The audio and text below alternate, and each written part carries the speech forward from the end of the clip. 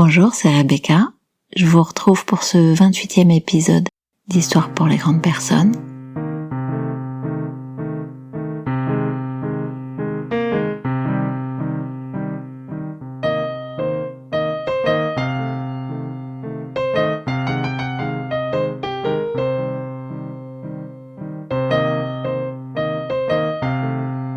Elle m'a beaucoup fait rire et en même temps je la trouve relativement inspirante. Quand on se cogne à l'autre ou à une problématique, quand on répète sans cesse la même chose, finalement il faut un peu d'audace, il faut un peu de culot pour oser faire différemment, pour oser regarder différemment. Le plus simple et le plus confortable étant bien évidemment de continuer à faire ce qu'on a déjà fait des centaines de fois et de ne pas s'étonner que rien ne change. Alors finalement, quand on a envie qu'il se passe autre chose avec l'autre, bien souvent, et en fait presque tout le temps, on peut pas changer l'autre. En revanche, on peut changer la nature de l'interaction. C'est un peu l'histoire que je vais vous raconter aujourd'hui. Je l'ai trouvée dans un bouquin qui traite du 180 degrés, justement cette façon de changer de modalité d'interaction. C'est une jeune enseignante minuscule et charmante.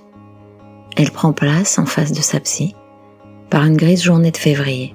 « Je sais, dit-elle, je sais le moment où j'ai perdu le contrôle de la classe de seconde A. C'était un matin, je suis arrivée dans la salle de cours un peu en retard, et ils avaient inscrit en haut du tableau « Efface-moi si tu peux ». Je ne sais pas pourquoi je me suis mise en tête de l'effacer, alors j'aurais pu simplement leur dire que c'était une blague des années 50 et que j'attendais mieux d'eux la prochaine fois. Mais je me suis retrouvée comme une hystérique, en train de sauter devant toute la classe, hilar. Je me suis mise à leur crier dessus, et j'en ai envoyé au hasard 3 à la vie scolaire. Ce qui est absolument pathétique, je m'en rends bien compte. C'est une classe qui regroupe ceux dont les parents ont choisi allemand première langue, et latin, voire grec en option, et ce, dans un établissement privé de très très bonne réputation. L'élite, quoi. Le genre d'élèves que les enseignants veulent avoir en priorité dans leur emploi du temps. Mais pour moi, c'est l'enfer. Il ne se passe pas un cours sans qu'il y ait des blagues débiles.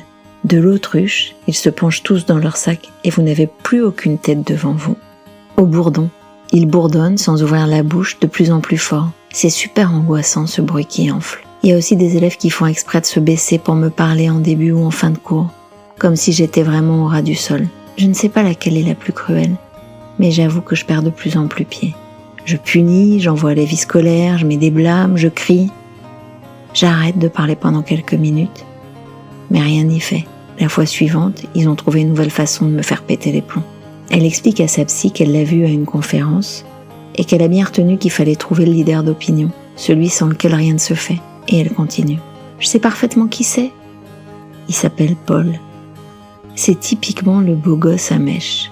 Très intelligent, bonne note. Genre un peu gravure de mode, les filles en sont dingues, les garçons l'adorent, c'est comme ils disent, une vraie fraîcheur. Les garçons le regardent avant de faire une connerie, et le regardent après pour avoir un bon point de sa part. C'est incroyable, la popularité de ce gamin. Évidemment, impossible de le pincer. Il ne fait jamais rien. Sa Majesté a ses hommes de main. Mais comme je veux qu'il sache que je ne suis pas dupe de son faux air angélique, je lui dis parfois « Paul, c'est bon, si tu crois une seconde que je vois pas ton petit manège, je sais bien que ça t'amuse beaucoup de faire les conneries aux autres et de ne rien assumer derrière. » Alors là, il prend un air outré. Il m'énerve et il dit « Vous abusez, madame, franchement. Je vous jure que j'y suis pour rien. » Depuis l'attentat contre Charlie Hebdo, sa grosse blague quand je lui dis ça, c'est « Madame, ça se fait pas de me stigmatiser comme ça. Vous faites des amalgames. » Et toute la classe est écroulée de rire. La psy lui demande alors si elle fait d'autres choses pour que cette situation horrible cesse. Ouais. Et là, les larmes lui montent aux yeux. Mais j'aurais pas dû. J'ai convoqué ses parents un soir. Quand je les ai vus arriver de loin, j'ai aperçu Paul à leur côté. Et j'ai eu comme un pressentiment extrêmement mauvais. Quand ils se sont assis, Paul était légèrement décalé vers l'avant. Il m'a souri en mode vainqueur. J'étais juste tétanisée. J'ai néanmoins tenté d'expliquer à ses parents que Paul avait vraiment une attitude insolente et que cela nuisait fortement à l'ambiance de la classe. Mais le père m'a rapidement interrompu et m'a demandé « Vous avez quel âge, mademoiselle ?» 28 ans. Bah voilà, vous ne savez pas encore vous y prendre avec les ados. Alors vous cherchez un bouc émissaire. C'est humain évidemment, mais cela m'ennuie terriblement que vous ayez pris mon fils comme tête de turc. Y a-t-il un mot dans le carnet? Une sanction? 1 heure de colle depuis le début de l'année, mademoiselle? Là, j'ai commencé à bafouiller que non, parce que... Et il a dit, parce qu'il n'y a pas matière, c'est tout. Sachez que Paul souffre beaucoup de votre focalisation extrême. Il s'en plaint souvent à ma femme. Hein, chérie? Évidemment, la mère a acquiescé, d'un air tragique. Et je le voyais, en fait, pendant l'échange. Le sourire de Paul qui s'élargissait. Je me sentais de plus en plus suffoquée. Quand les larmes me sont montées aux yeux, je me suis levée assez précipitamment. J'ai bafouillé une excuse et je suis partie. J'ai eu le temps d'entendre le père de Paul me dire qu'il connaissait très bien le proviseur et que si Paul se plaignait à nouveau de mon harcèlement, il serait le premier informé. Voilà, dit-elle à sa psy. C'était la veille des vacances de février.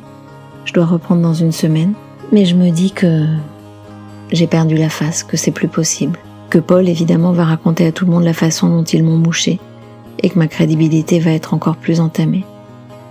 Je me dis qu'il serait peut-être judicieux de changer de métier.